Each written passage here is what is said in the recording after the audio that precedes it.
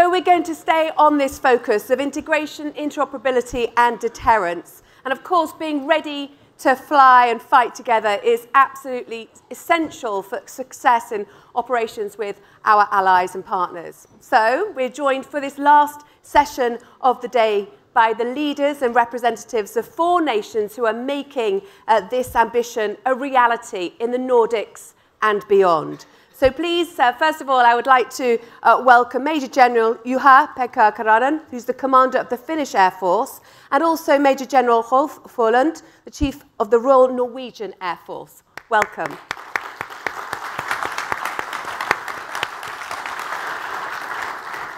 So they're both going to give keynotes, and after that, we'll be joined by 2 other air chiefs to discuss further some of the issues brought up. So take it away.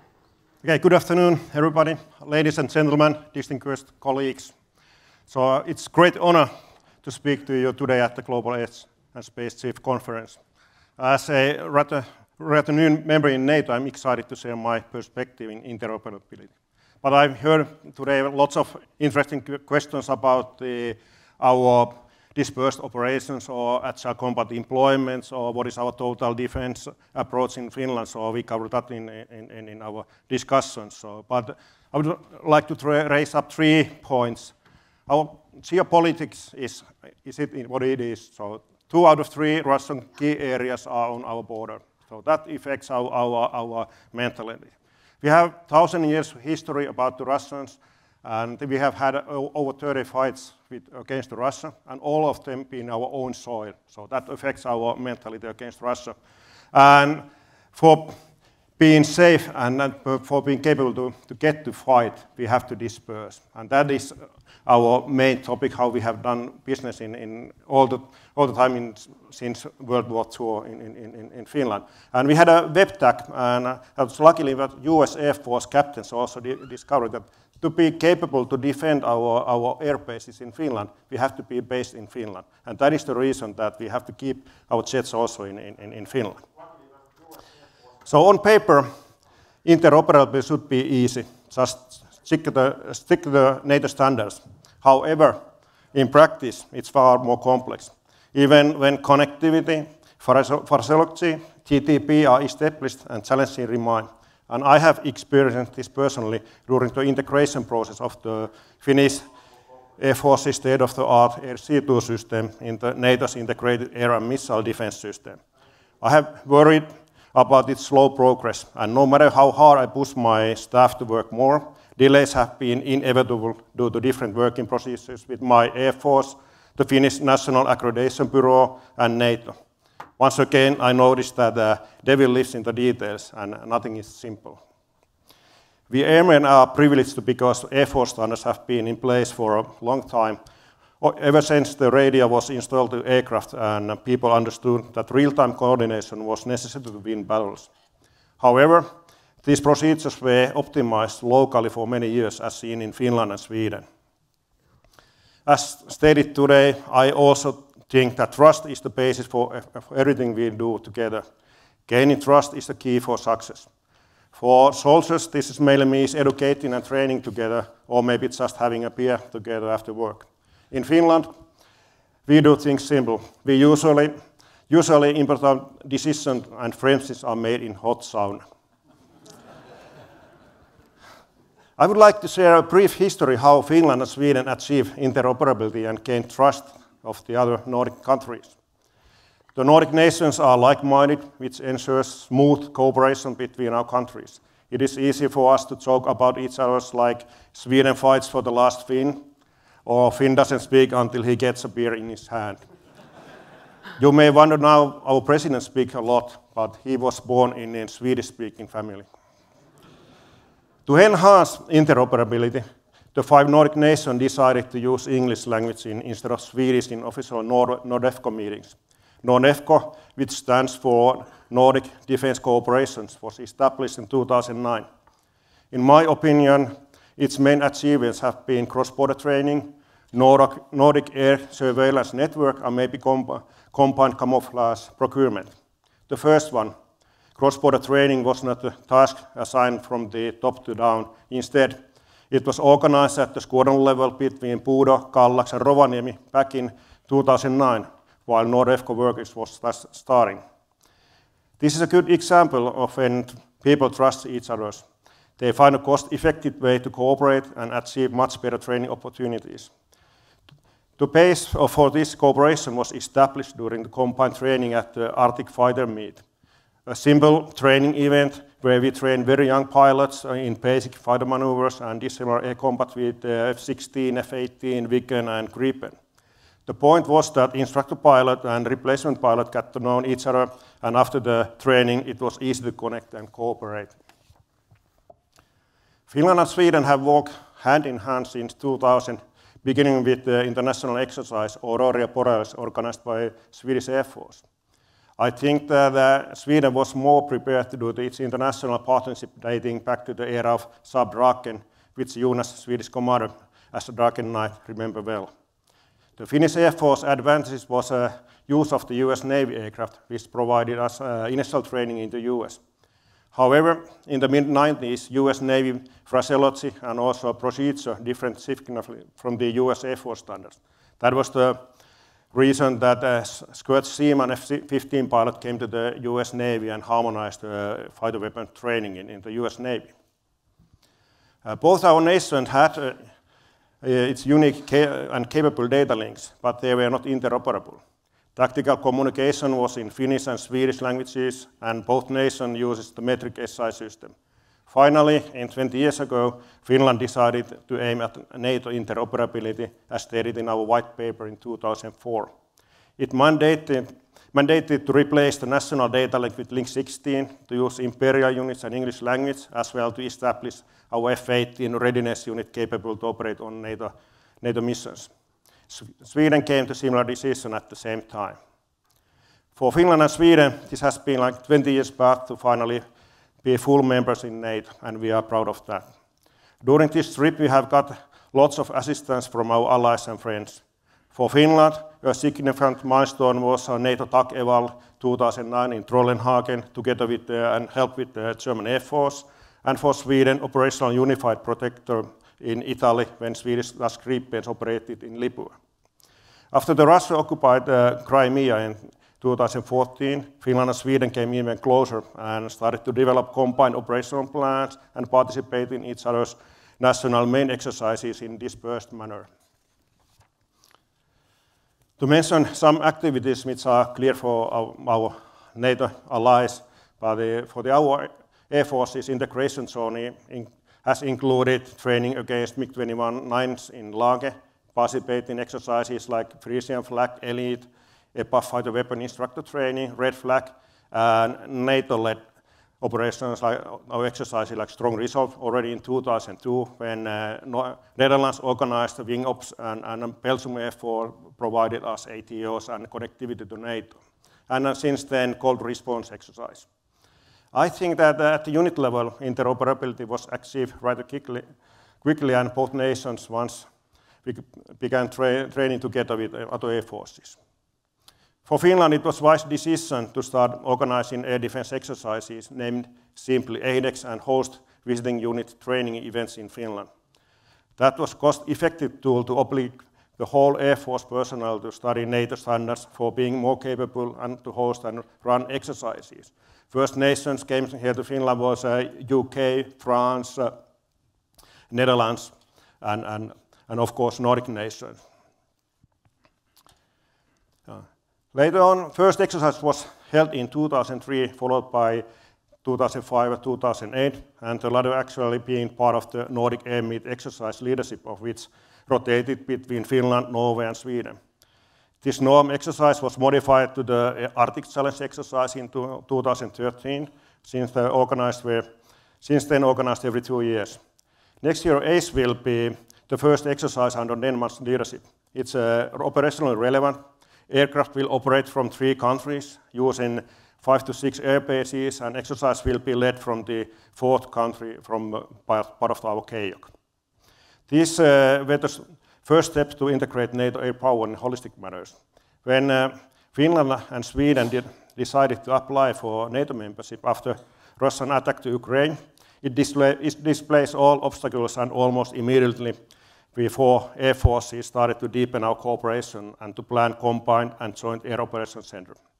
The initial intention was to keep it out of NATO command structure and to have a coalition of willing based on which it could also be used in NATO operations, part of NATO force structure. Iceland also joined the project, and now all Nordic nations are in the same group. My requirement for the Finnish planners was the outcome must be war ready, which means systems and procedures must be redundant. For me, for my experience, it means the forces and units must be dispersed with core element in a single location to orchestrate operations. That's also method how we fight with our fighters. Next, Rolf will brief you how we will get to the goal. And thank you for the attention.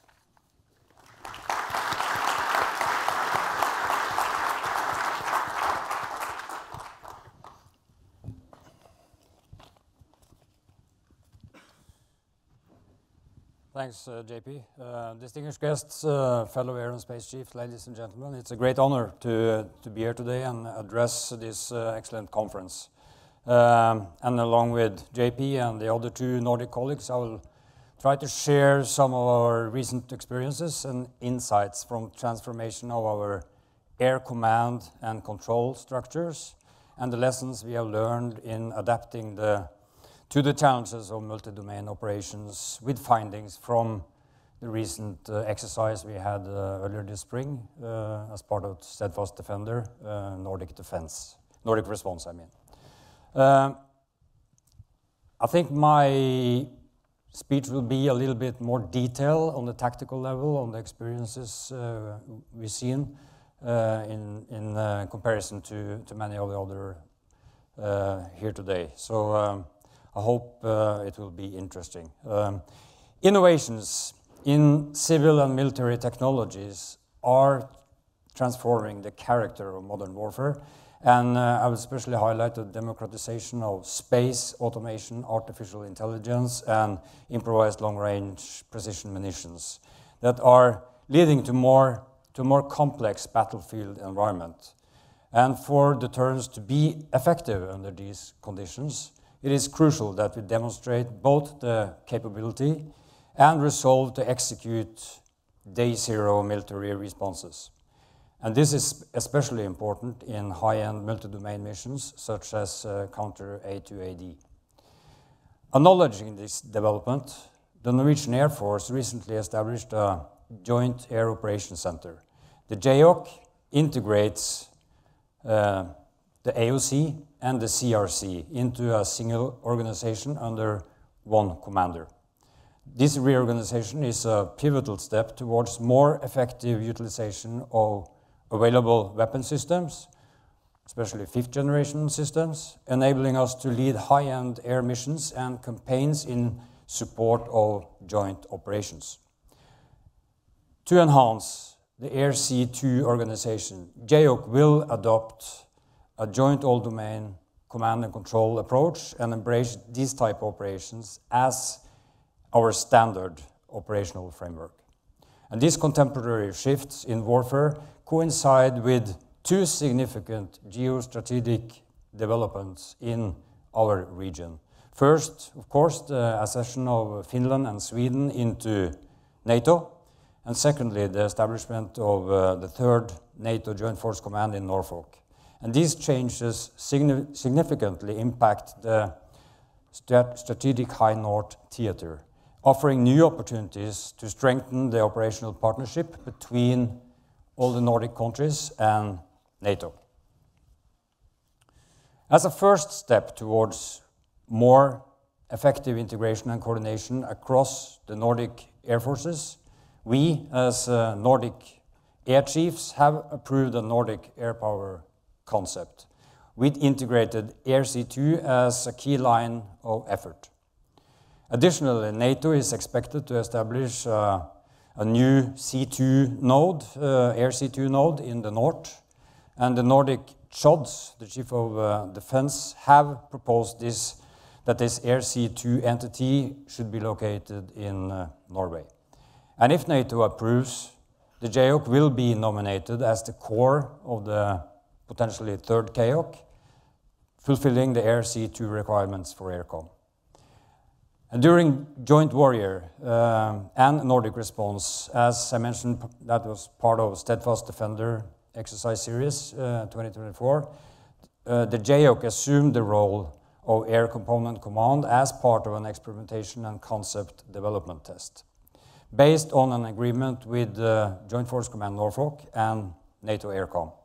Nordic Response was a phase 2 high intensity near-peer conflict exercise, and JOC, as the Air Component Command, executed the full spectrum of Air C2 responsibilities in a combined dynamic live and CPA command post exercise.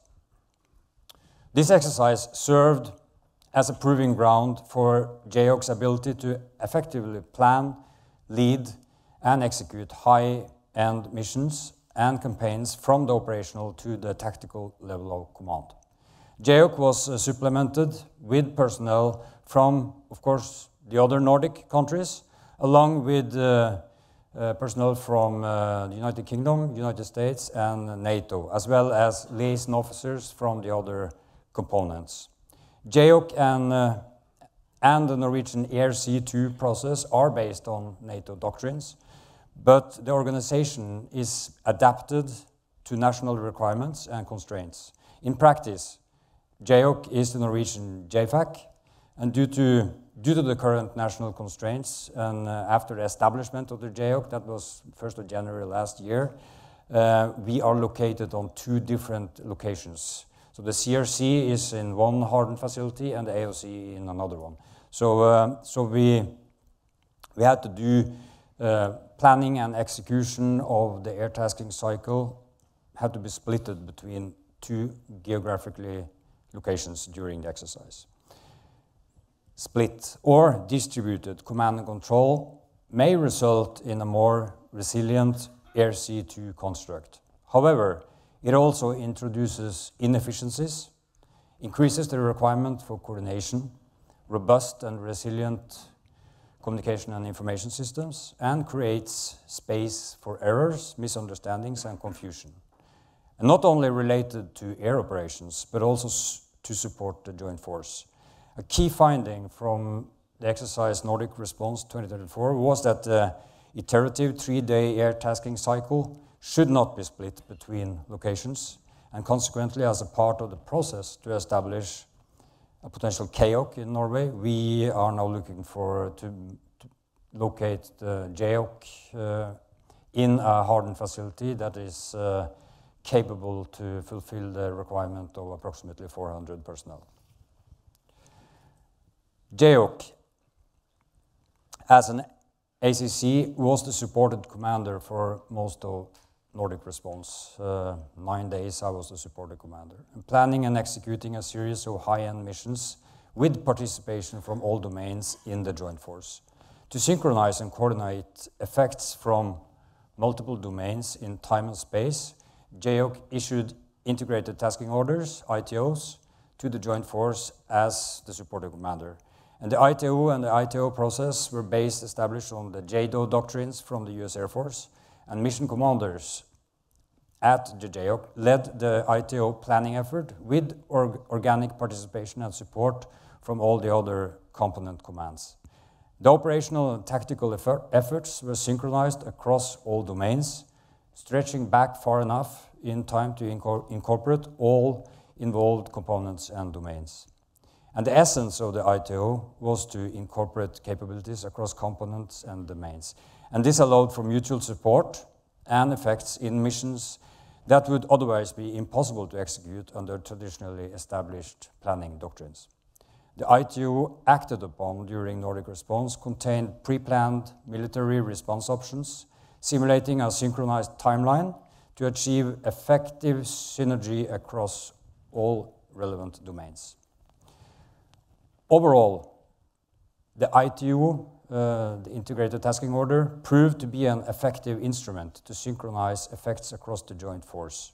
Some capabilities were notional, like the Joint Strike Missile, but the C2 processes and relationships were realistic and played out completely, both in planning and execution.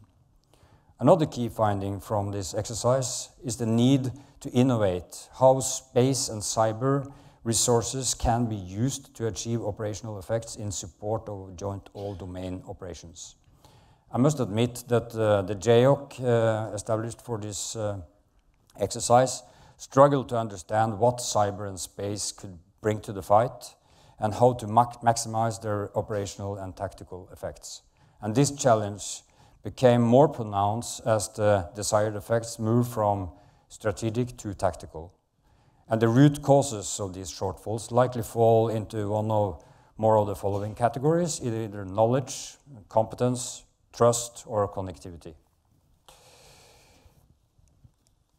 An important lesson learned is that a NATO CAOC should be able to execute the full air tasking cycle and support joint processes to be able to support a joint force command in joint all-domain operations. Components have planning cycles that exceed the doctrinal 72-hour air tasking cycle. For a CAOC to support a joint force command, it should be capable to contribute to joint processes with a regional focus using doctrines that span a relevant timeline across multiple domains. During Nordic response, JOC focused on the High North as a geostrategic region, using the ITO as a tool to cover longer than usual planning cycles across all domains.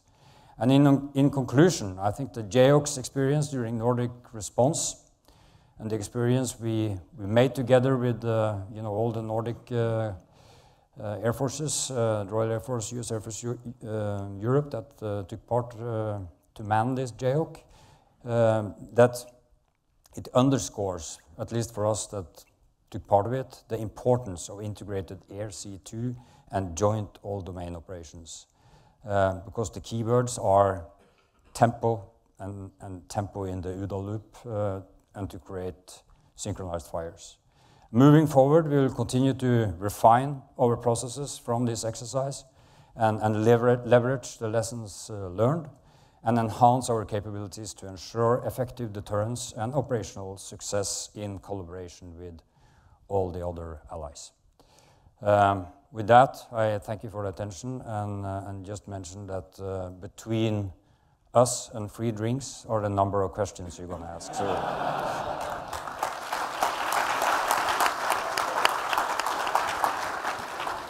Glad you pointed that out. Thank you very much for those two keynotes. And I'd also like to welcome onto the stage Major General Jonas Wikman, Commander of the Swedish Air Force, and Brigadier General Henrik Nielsen, Deputy Chief of the Royal Danish Air Force. Welcome to you both. Thank you.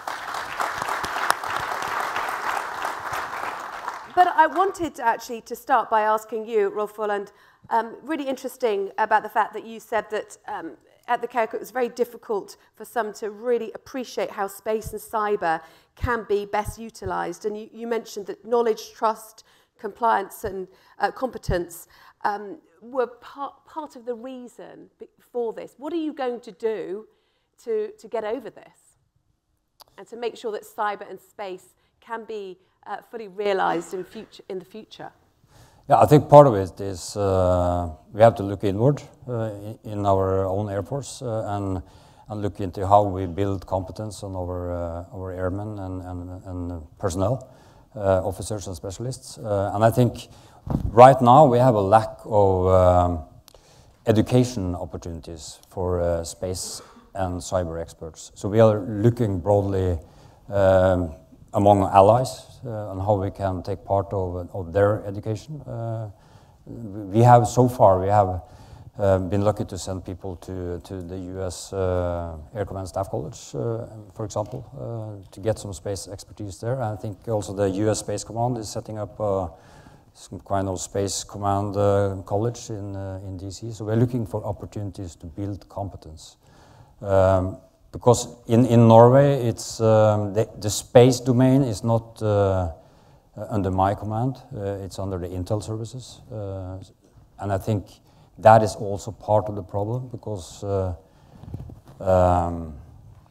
flow of information out from the intel service is not very open, so we have a hard time getting information about what they're actually doing. So that is a sovereign problem. So clearly, the frustration is shared. Yeah. Thank you very much. And also, obviously, you mentioned that this exercise, an audit response, was this part of the exercise was taken after the accession of Finland and Sweden. From your point of view, JP Keränen, how different was taking part in that exercise compared to pre-NATO membership days? This was the first time when we had actually planners and doing together. So we collected our planners from the 4 nations to our GASCC, so that was like a new team. But our procedures also are similar. So our products are same what we have done in Finland. So, but mindset was a little bit different. So I don't see it was a big mess for my group, but anyhow, of course, they get to know how to work with the NATO. Some of processes, I'd say we are more advanced in how we proceed. So like when people are planning to ATO, he goes through the whole process with him. So he first the plan, then he execute, and then he have a debriefing and doing like a 3-day shift, and that's kind of recommendation. I would say, okay, that would be how we could improve about our Nordic GASCC processes, so it was vice versa. But something new, that joint aspect was really good. So when we got the naval assets together also, it's really good. So, but under the Rolf command, it was easy, I would say. Okay, well, thank you. Well, let me get this perspective from Sweden. Jonas Wikman, how did it proceed differently to before? I think our accession to NATO was actually mid-exercise. Yep. So we got the opportunity to celebrate during the exercise on the different bases and in the GASCC as well. So that was special days. But other than that, I agree with JP on that. We were already, we were on track already, hoping for a membership. And but other than that, the exercise or operations would be carried out in the same way. We have been cooperating, and been interoperable all the way since way back. So that didn't change the exercise itself. But it certainly created momentum for future cooperation. So we took the exercise, like Rolf mentioned. There is a lot of lessons learned in the exercise, and our people was really eager to learn the lessons to take that forward into our integration process. Okay, well, many thanks. Now, one of the observations that's come through from the audience is that you make ACE look easy. You aced ACE. Is this because of an effective information campaign? If not, what is the secret? So who would like to respond? I can start. I was partly an information campaign. I was on this stage 1 year ago and talking about dispersed operations. That was good, and thank you for having me at that time as well. No, I think for us, dispersed operations has been, and the AP was talking about it. It's been it might seem like a smart move, but in our situation, like preparing to fight alone, that close to our perceived threat for so many years. So I think that's more of a symptom of the situation that our nation faced, and I think that's also when we now take a look at the Swedish Air Force and the Finnish Air Force going into NATO. What do we bring? What kind of Air Force do we bring to NATO? We get that question. So what kind of capabilities do you bring? And I think we bring air forces that has been shaped, in our case, through our entire lifetime, 98 years, soon 100. Being shaped under the threat and pressure from Russia and from fighting alone. And dispersed operation is one symptom of that. Okay, thank you. I would add on, so there's nothing mystic behind it. So we never get rid of it. So like all of our NATO countries did it during the Cold War. So we have equipment, we have procedures, and we train it regular basis. So that is the main reason it's quite easy. But of course, must remember also, initially it was made inside of Finland. And now it's next step was to inside Sweden and Finland, and now it's in Nordic countries. So we are not capable to deploy far away. What is that ace complex like with the United States or in UK? So we are learning now how to deploy far away. So we have system built in our road bases or in civilian airfields. So that's a difference or mindset. We must remember also. Yeah. And I also think just want to tell a story because I think it's to get from not doing ACE to start doing ACE and dispersed operations. You can drive a lot from leadership positions, and you know, my F-35 squadrons at Ørland, August last year, I said, well, I would like to see a Norwegian F-35 on the Finnish highway before Christmas. And in September, the air chief, the wing commander at Ørland, he called me and said, well, we are ready, we have 2 F-35s, we have done the operational risk management, and can you contact your colleague in Finland? And I called JP and I said, hey JP, I have a couple of F-35s ready to land on one of your highways. You think it's doable? Yes, when? He said. So it's easy if you just want it. What, is it easy from the Danish perspective? And how do you approach ACE? Yeah, interesting. So a couple of years ago, we used to do sort of the ACE construct, more or less. I know Norwegians did as well, and Finland and Sweden obviously still do. So our approach to it is, if you look at Denmark, you know, from a geographical point, our ability to disperse forces is limited by geography, right? So we have basically 3-4 bases, all contained in a really small area. So for us, reinventing the agile combat sort of employment ism requires us to be in cooperation with other nations. So I think we are on the way together in this joint community. I think we're on the way to doing this. So we basically tag along, do the same things, prepare our bases as well in order to other people to be able to deploy to our bases. Okay, so I think that's it. Yeah. Rolf, Folland, I just wanted to pick up on that point about landing on highways. Because of course, because of the very icy, hostile terrain, you have to operate so much differently, don't you, to other forces. To what extent are you employing all sorts of kind of infrastructure to enable this? You mean like special infrastructure for in the ACE or dispersed operations concept that we are developing in the Norwegian Air Force? Of course, we try to learn as much as we can from our Finnish and Swedish friends, because they have done this for a long time. We used to do this, but we stopped doing it in the 90s. Now we are revitalizing it. We don't really, we use this hub and spoke kind of principle. So we have 3 main bases in Norway, Evenes, Ørland and Rygge, spread from north to south, that we use for loading weapons, and then we disperse to a different runway in Norway. We don't make any special arrangements other than we cross-train some civilians that are supporting the civilian airliners at different civilian airfields, so they can actually turn around the F-35s. And then we can refill with fuel.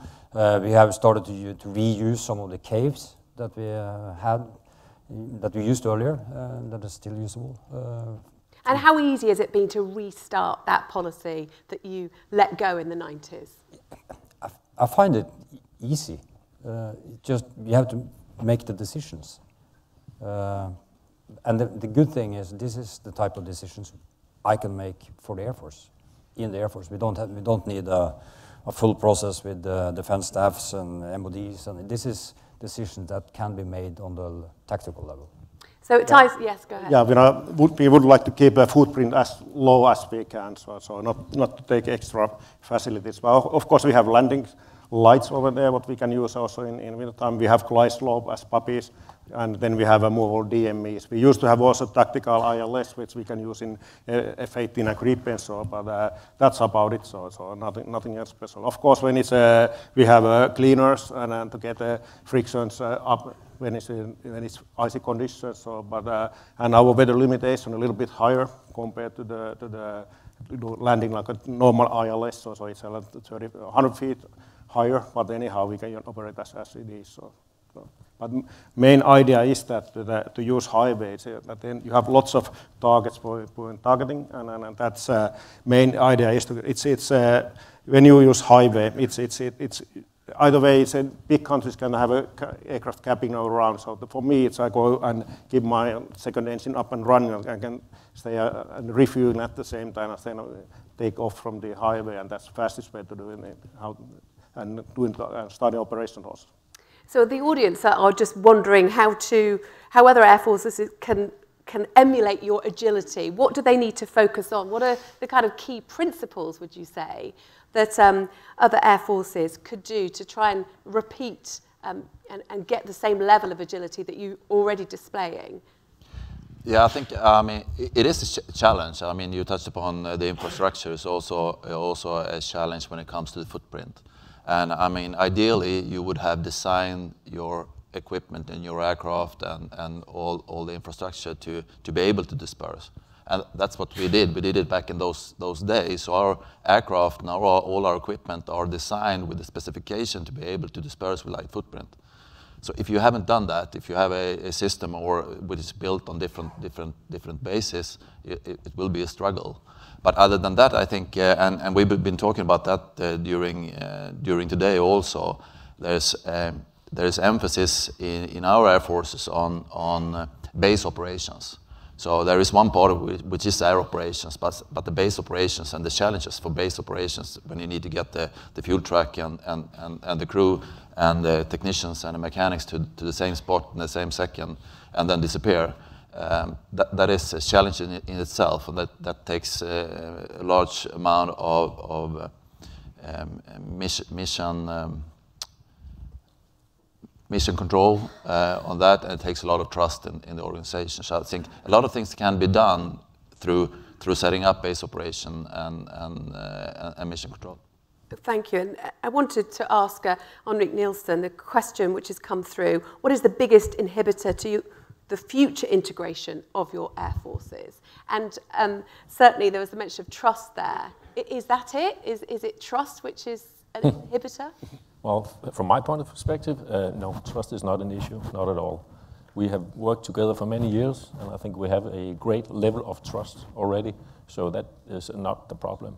I don't know if there is really a problem, seen from a perspective of the ability to establish the recognized air picture between our countries, the ability to do something about it in a command and control construct, and then eventually to employ forces.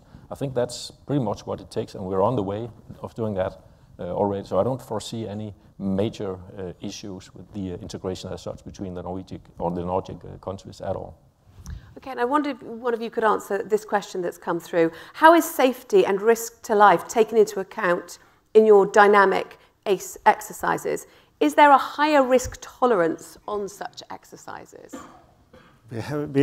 Every exercise we have an operational risk management board. We analyze what kind of risk is, and then I can accept all the risks who is leading the exercise. So we have the same process. Is it in highway or civilian airfield or in military air bases in Finland or outside of Finland? So not special processes and not special systems being made, and tolerances are exactly the same. So. Would you say that's the same? Yeah, it's the same. I think it would be one thing to do the dispersed operation or the ACE operation concept landing on highways from day zero, but I mean it's built into training, from basic training of all the aircrew and being a part of the safety management feature the whole way. So it's not anything different. And it's the same in Norway? Yeah, and I just think it's important to highlight that, for example, when they did this first landing in Finland, they have already done the operational risk management. They've done several landings in the simulator at the same spot. And they did, of course, low approaches, a couple of low approaches, then touch and go, and then they landed. So it's risk management all the way. Nothing else than all the other operations we do, actually. Okay, and this is a question from Christian Checkley. How are you communicating your greater need for integration and interoperability to your industry and your supplier base to support you? Do you feel a need that you have to do that, or do you think that the supplier base and the industry partners already understand this?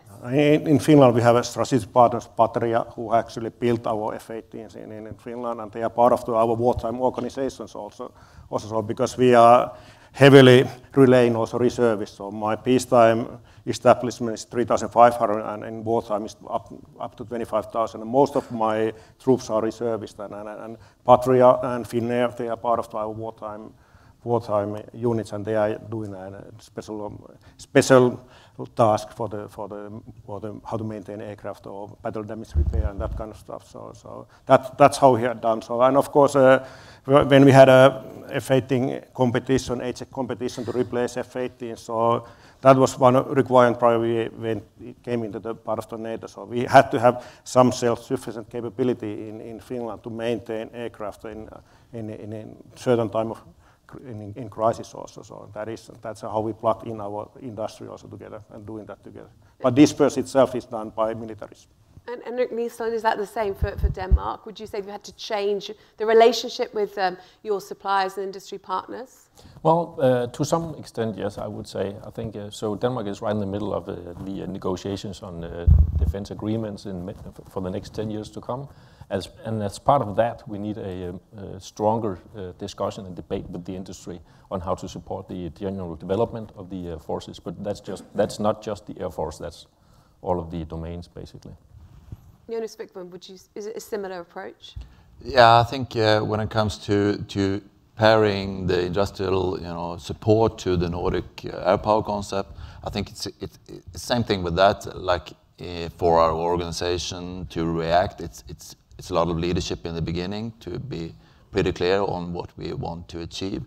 And in this case, we have been, and I think the goal and milestones are quite clear to everybody, and I feel everybody's responsive to it as well, so I don't see a problem.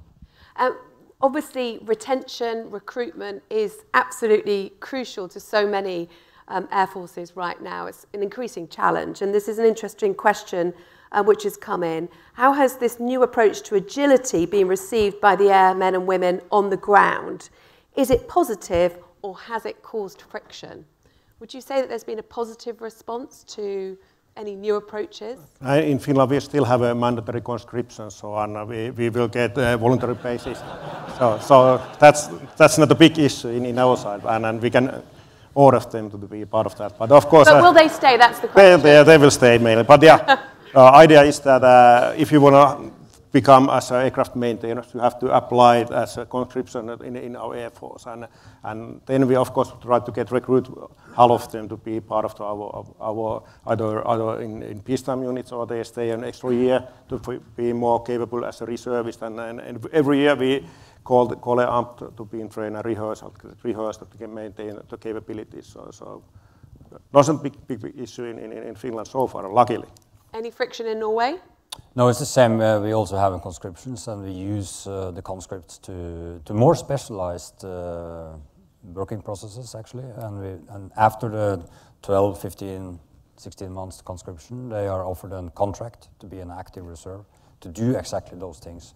But another thing is... but doesn't that then leave the more senior airmen and women out of that opportunity and capability? We're not that many, so everyone has to take part of it. But I would say that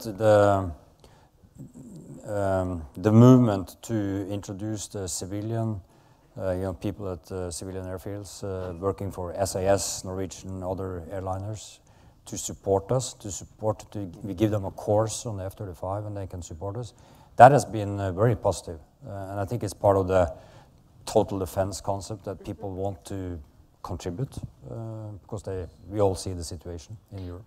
And as far as the total defence concept in Sweden, are you expanding the reserve base? What else are you doing to try and get more of the civilian population on board in terms of this concept? Yeah, I mean, we are expanding, and on all different areas in this, and the total defense concept in Sweden is being also rebuilt and refurbished, and so that's also a parallel process. But I think the greatest potential is in real or establishing our challenges as the challenges for the whole society. It's not about us in the Air Force taking too much, needing more manpower or so. It's about sharing the burden of the security situation. That is what total defense is all about. It's not about them supporting us. It's about us taking the responsibility together, and I see great progress in that. And I see also in Sweden, I mean, it's a special time for us. We have the Nordic concept, but we also have NATO.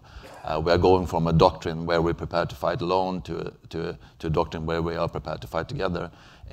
It's a huge shift, and I feel a great support for that in the total defense in Sweden and in the Swedish efforts. And of course, Denmark isn't going through this huge shift, but are you still learning from the total defence and total preparedness of, say, Finland and Sweden because of their go-it-alone approach previously? Right. Well, first of all, let me say that from my point of perspective, I think Finland and Sweden is going to bring much more to NATO than we bring to them in some ways of operating,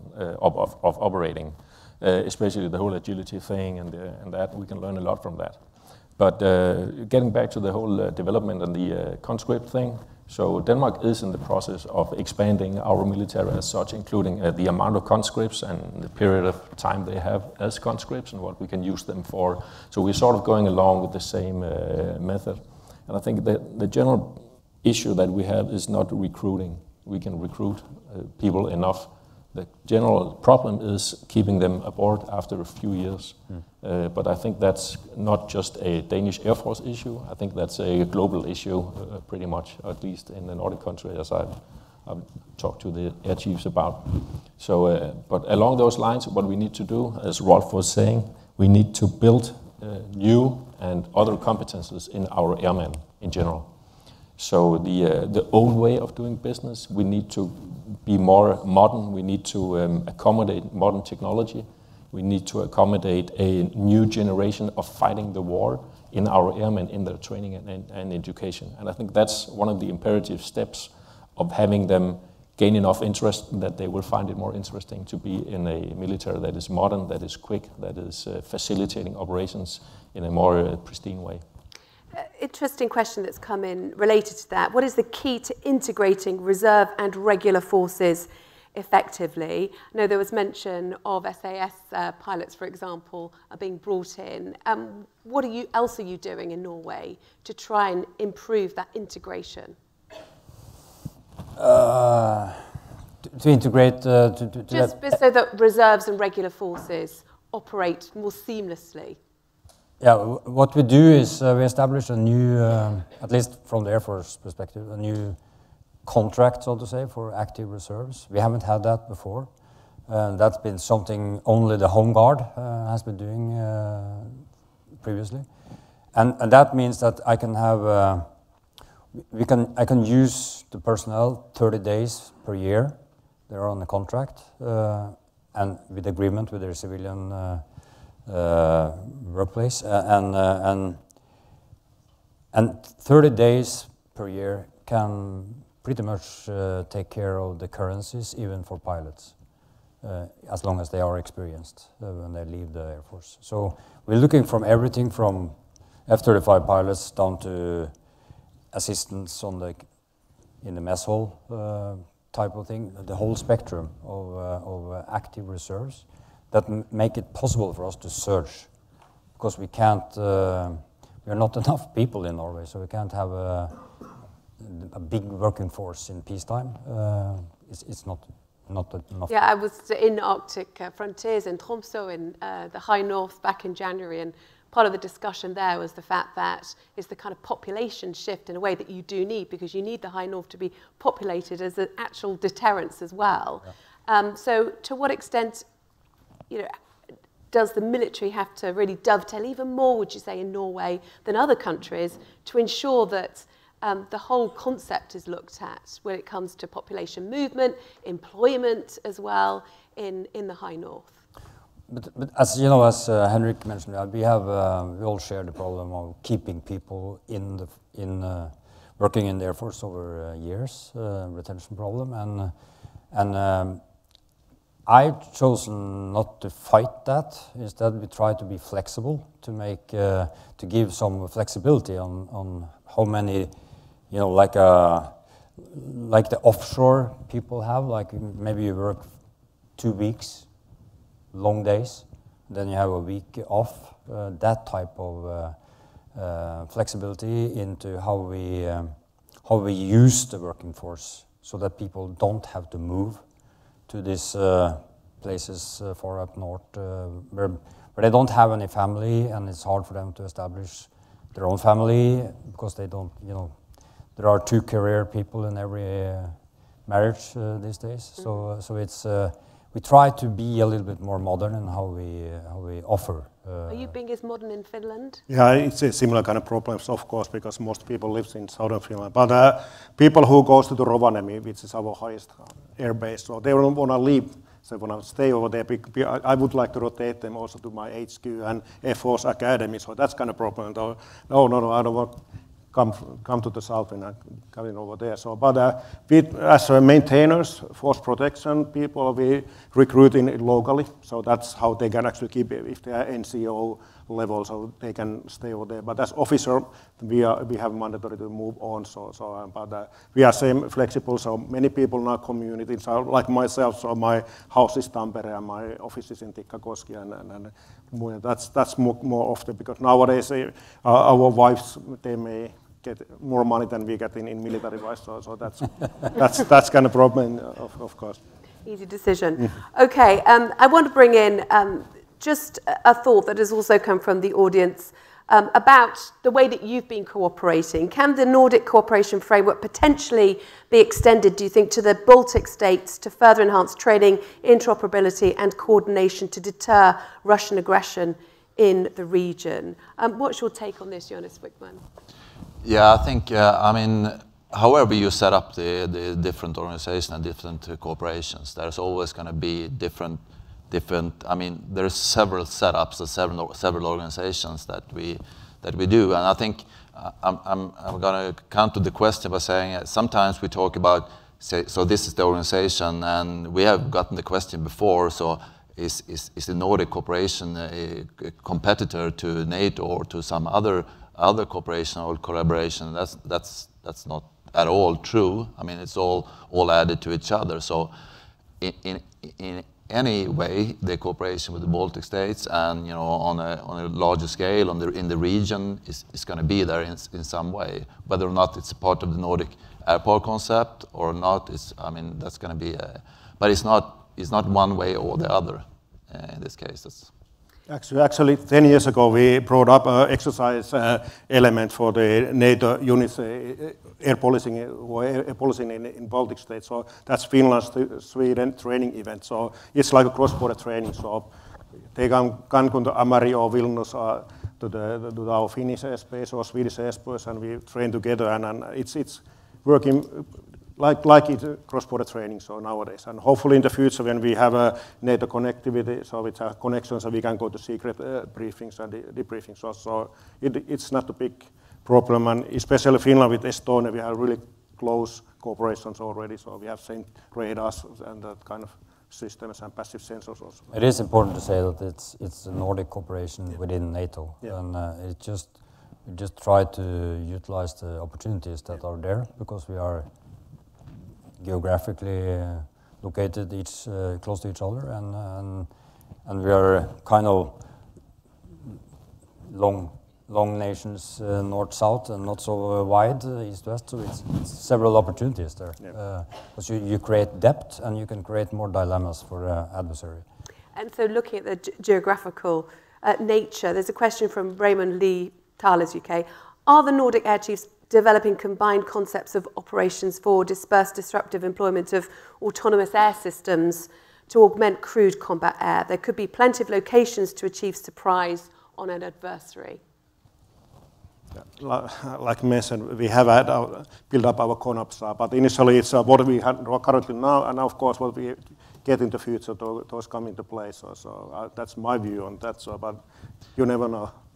Yeah, I want to use that question to make a point. That is that the concept when it comes to dispersed operation and ACE operations and bringing that into host nation support. The concept we are developing and the base concept that we are using is of course not only to be used by the Nordic air forces.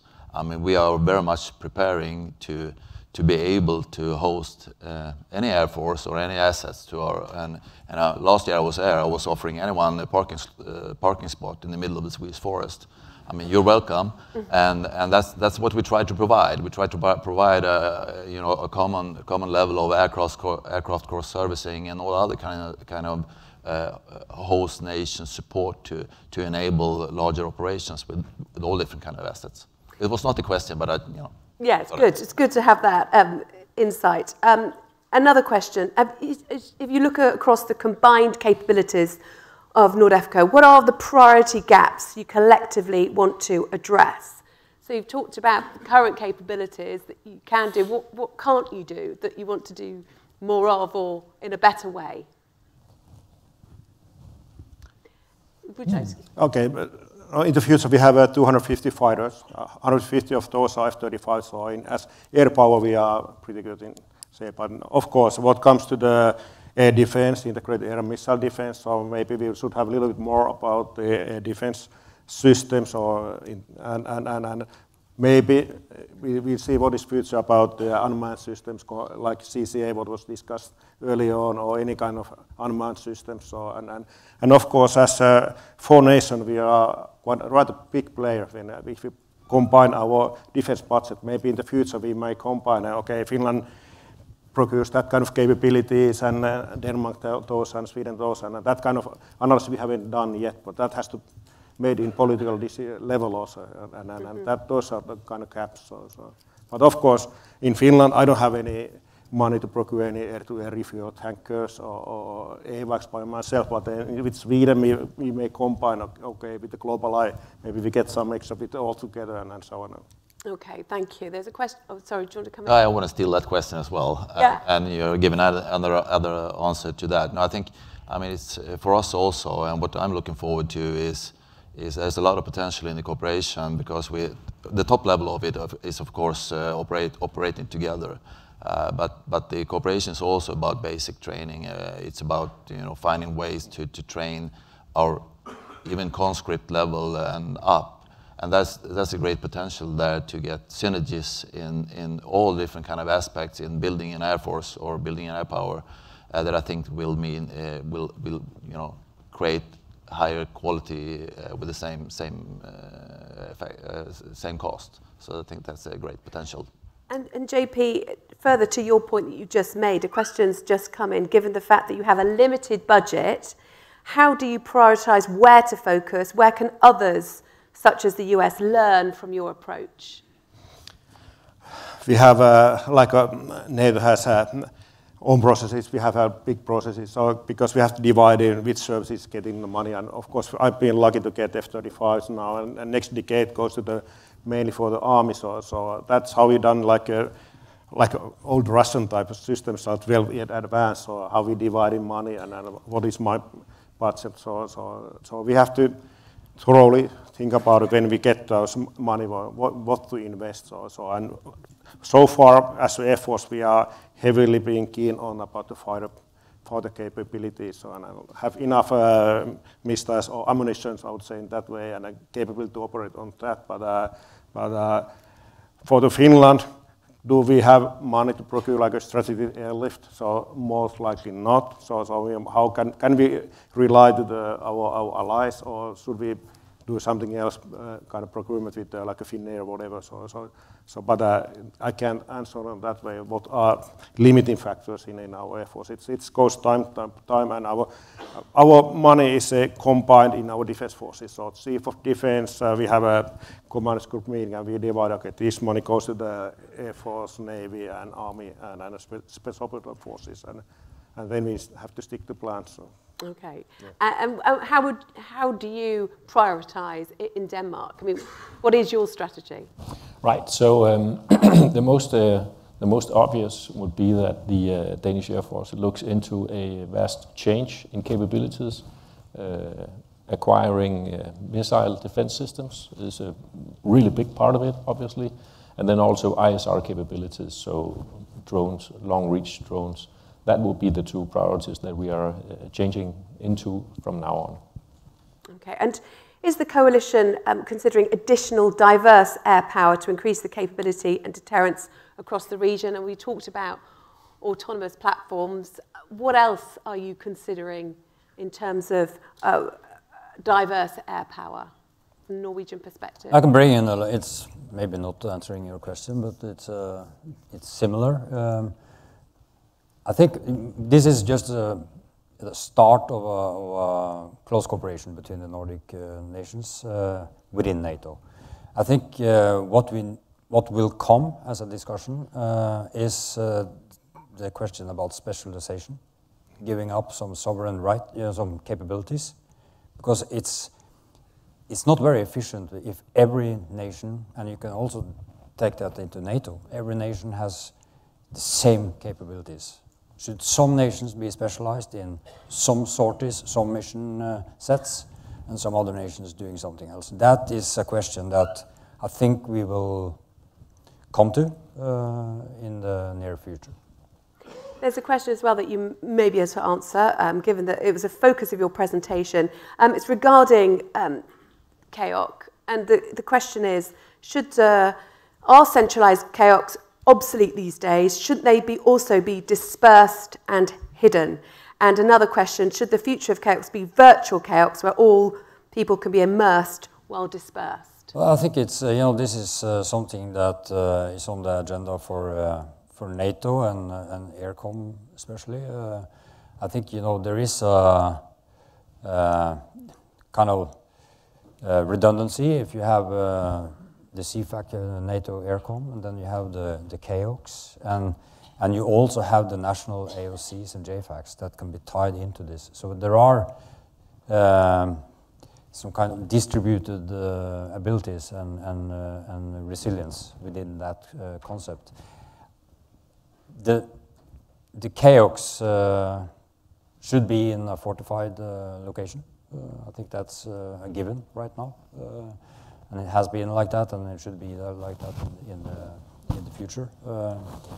But as I mentioned in my small speech earlier, that having a CAOC splitted between, like we did during the exercise, where you have the current part, the execution part, and the planning part separated. Was not an optimal organization for this JOC at least, and probably not for a CAOC either. So yes, another question. Does NATO need a back to the future moment with a number of CAOCs and smaller AOCs to enable redundancy? Yeah, I'll disagree a little bit about what Rolf mentioned. So I'd say in the future it will be like a virtual CAOC. So my AOs, all of our countries' AOs are a part of our CAOC. So they do something business, and if that drops out, we are still capable of doing operations, and that's same for it. So we have like sub-elements for those three CAOCs in the future, and they are part of that CAOC organization, so at least the procedures, and that gives us redundancy and operational flexibilities. And for being capable to plan and operate in dispersed manner, it has to be planned and executed locally. So all we give the AOCs about, again, those airbases are not available, which can be used now because that was under the attack and whatever. And so that's how we do in Finland in business right now. So my AOC is duplicated already, and they are under Cape, so in harder facilities. Thank you. But I think it's important to highlight that air power is functional, it's not geographical. And the CAOCs as well. They're not supporting one joint force command. They're supporting RC2 for AirCom. So one CAOC can take over for the other CAOC, and there you have the redundancy within the NATO RC2 system. We just have to make sure that the CAOCs are capable of taking over from each other, and also maybe taking over from the CFAC in Ramstein, if needed. Okay, thank you. Now let me just, before we stop the session, we've only got a few moments left, just open to any questions on the floor, if there are any coming in. I can't see very well. There's a question just there in the middle towards the back. Thank you. Oh yes, from Chief of the Air Staff. We've definitely got to take your question. Thanks. Thanks very much, Susanna, and yeah, I'm grateful for the opportunity to ask a question, but also want to say publicly thank you to the four of you for agreeing to do this today and really showing the way for us in how to integrate and operate alongside each other. My question was around actually policies and permissions, and particularly rules of engagement, and whether that was a sticking point in developing your models and concepts for interoperability. Jonas, Wikman, would you like to take that one first? Yeah, I think we have still have to explore. I mean, the ways to go forward on that. At least from a Swedish perspective, we are still in the legal process to become NATO members. I mean, to all the rules and regulations that goes with that. And I think we have, you know, in our discussion within the Nordic countries and the Nordic setup for the Nordic C2, I think we will find ways to you know, start out with our national authorities and our national, you know, rules, and we can do that without any bigger problems to start out with. Going further down the integration, it would probably be more issues on legal. We have some issues already when it comes to, for example, using fighter controller between us to control aircrafts in each other's territory. I mean, on the political level, they agreed that that has to be solved, and we will probably run into several of those. But I think we have political support also to be able to do this day zero and in peacetime, and to operate and train together in peacetime. So I think, you know, I'm pretty positive on that. Nielsen, do you share the positivity? I most certainly do. I think since this is all not a sole construct outside of NATO, it's a part of NATO as well. So we obey by NATO rules and regulations as well, and SOPs and so on. So I think it's of course I understand the legal issues for new members of NATO that there might be, but I think it's not going to be an issue as such. I think it's you know, like in peacetime you have coordination, cooperation. In competition time you have a little bit more. It opens up a little bit more on the policies, but in wartime it will be solved. The problem is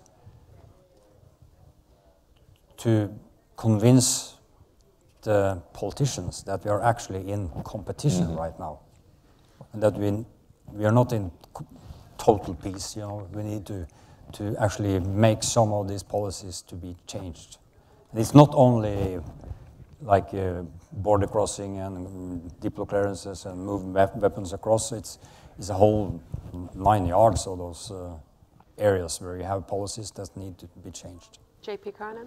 Yeah, our politicians now, they are favoring NATO quite heavily, so now we are figuring out what kind of policy changes has to be done and so on. And there's lots of unknown for me at least. So how we must develop, how we be better integrated to the NATO. So, and of course that is the good inside the NATO. But we discuss a lot, and we get lots of hints and advices. Doing this and don't do that, and that's really good to be part of the members.